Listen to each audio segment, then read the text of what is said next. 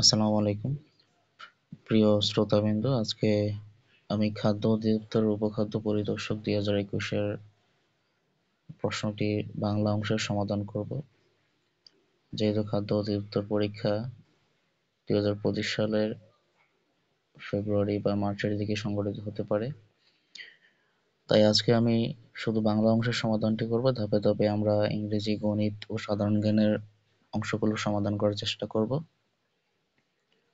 আপনারা আমার সঙ্গে থাকুন, সমাধান করার চেষ্টা করছি। 1 নম্বর প্রশ্ন হচ্ছে, নীল অপরাজিত উপন্যাসটির রচয়িতা কে? হুমায়ুন আহমেদ। আসলে হুমায়ুন আহমেদ আরো কিছু উপন্যাস লিখেছেন বিখ্যাত, সেগুলো নিচে ব্যাখ্যা সহ দেওয়া আছে। নন্দিত নরকে, শঙ্খনীল কারাগার, এলেবেলে, লীলাবতী। এর মধ্যে সবচেয়ে বেশি গুরুত্বপূর্ণ হচ্ছে শঙ্খনীল কারাগার ও নন্দিত নরকে। এগুলো প্রায় আমাদের পরীক্ষায় এসে থাকে। 2 নম্বর প্রশ্ন, সবকটা জানালা খুলে দাও না গানটির সুরকার কে? সবকটা জানালা খুলে দাও না গানটির সুরকার মূলত ইমতিয়াজ বুলবুল, আর গানটির গীতিকার মূলত নজরুল ইসলাম বাবু। আমাদের প্রশ্নের মধ্যে আসলে সঠিক উত্তরটি নেই। এটার সুরকার হবে ইমতিয়াজ বুলবুল, আর মূলত গীতিকার হচ্ছে নজরুল ইসলাম বাবু। 3 নম্বর প্রশ্ন, ব্রজবুলি বলতে কি বোঝানো হয়? ব্রজবুলি মূলত এক প্রকার কৃত্রিম কবি ভাষা।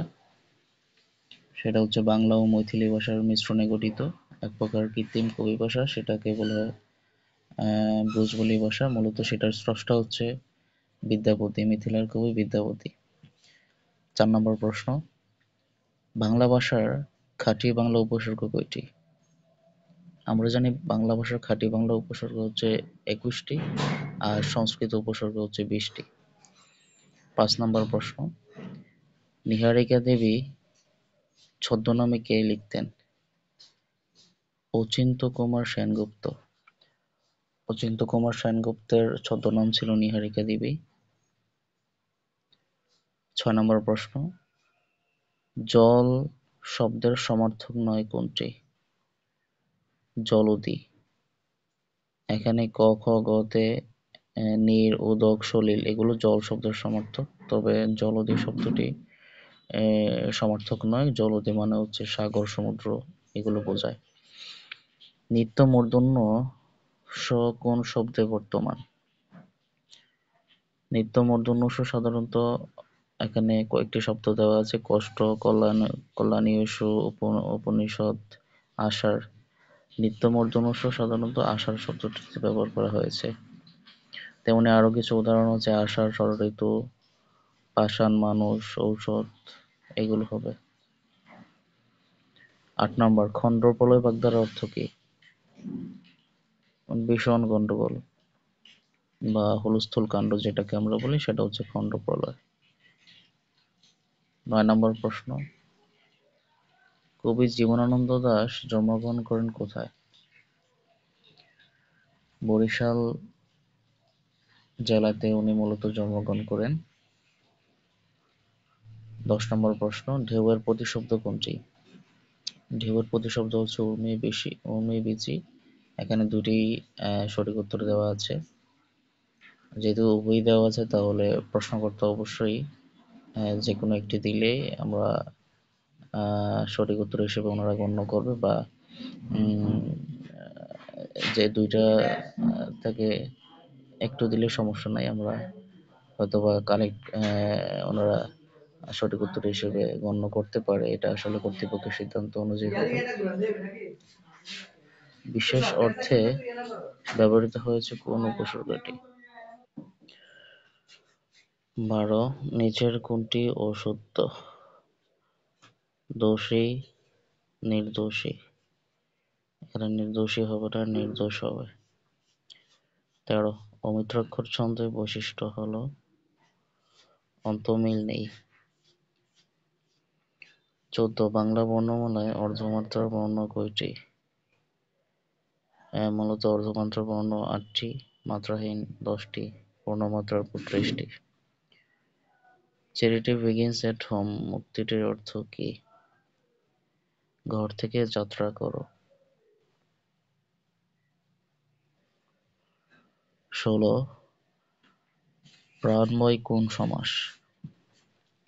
প্রাণবয়ের বিশেষবাক্য আমরা জানি প্রাণ যাওয়ার ভয় বা প্রাণ হারানোর ভয়, সেটা হবে মধ্যপদলোপী কর্মধারয় সমাস।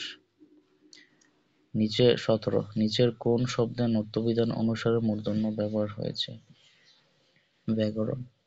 নত্যবিধান মানা হয়েছে নিয়মটি এখানে ব্যাকরণ শব্দটিতে, কারণ র রি মূর্ধন্যস্বর পরে আমরা জানি দন্তন্যর জায়গায় মূর্ধন্য ব্যবহার হবে। ১৮ নম্বর প্রশ্ন, যিনি উপকার করেন তাকে সবাই শ্রদ্ধা করে, কোন ধরনের বাক্য? এটি একটি মিশ্র বাক্য বা জটিল বাক্য আমরা বলবো, যদি জটিল বাক্য থাকে সে জটিল বাক্য অ্যান্সার করব, বা মিশ্র বাক্য। ১৯ নম্বর, নিষ্কার এর সন্ধি বিচ্ছেদ কোনটি? নি যোগ কর, নিষ্কার। মূলত নিষ্কারের সন্ধি বিচ্ছেদ হবে নি যোগ কর, নিষ্কর। এখানে নিষ্কার দেওয়া আছে, সেটা মূলত ভুল দেওয়া আছে, নিষ্কর হবে সেটা, নি যোগ কর, বিসর্গ সন্ধি এটা। ২০ নম্বর, কবির কাজ হচ্ছে কাব্য সৃষ্টি করা। এখানে কাব্য এর কারক বিভক্তি কোনটি? কাব্য মূলত কর্মে শূন্য, কারণ আমরা জানি সৃষ্টি করা, কি সৃষ্টি করা কাব্য। আমরা কি কাকে দ্বারা প্রশ্ন করলে আমরা অবজেক্ট খুঁজে পাই, কাব্য হচ্ছে একটা অবজেক্ট, সেই জন্য এটা কর্মে শূন্য। ২১ নম্বর, কোনটি সঠিক বানান? নিশিথিনী। নিশিথিনী মূলত শব্দটিতে প্রথমে আমরা রসিকার, এরপরে দীর্ঘিকার, এরপর রসিকার, এরপর দীর্ঘিকার, এভাবে ক্রমটা মেনটেন করে আমরা সঠিক উত্তরটা দেব। কোন বাক্যটি শুদ্ধ? তার কথা শুনে আমি আশ্চর্যান্বিত হলাম, সেটা শুদ্ধ হবে। ২৩ নম্বর, যে নারী পূর্বে অপরের বাগদত্তা ছিল তাকে এক কথায় কি বলে? অন্নপূর্বা। যে নারী পূর্বে অপরের বাগদত্তা ছিল এক কথায় বলে অন্নপূর্বা। ২৪ সমাসের রীতি কোন ভাষা থেকে আগত? সমাসের রীতি মূলত সংস্কৃত ভাষা থেকে আগত। ২৫ বাংলা সাহিত্যে চলিত ভাষার প্রবর্তক কে? প্রমথ চৌধুরী। ২৬ চাচা কাহিনী এর লেখক কে? সৈয়দ মুজতবা আলী। ২৭ বাংলা ভাষার প্রথম সাময়িক পত্র কোনটি? দিগদর্শন। ২৮ নিষ্কারের সন্ধি বিচ্ছেদ কোনটি? এটা নিষ্কার হবে না, নিষ্কর হবে, নি যোগ কর, এটা বিসর্গ সন্ধি হবে। দৃষ্ট এর বিপরীত শব্দ কোনটি? দৃষ্ট এর বিপরীত হচ্ছে বিনয়ী।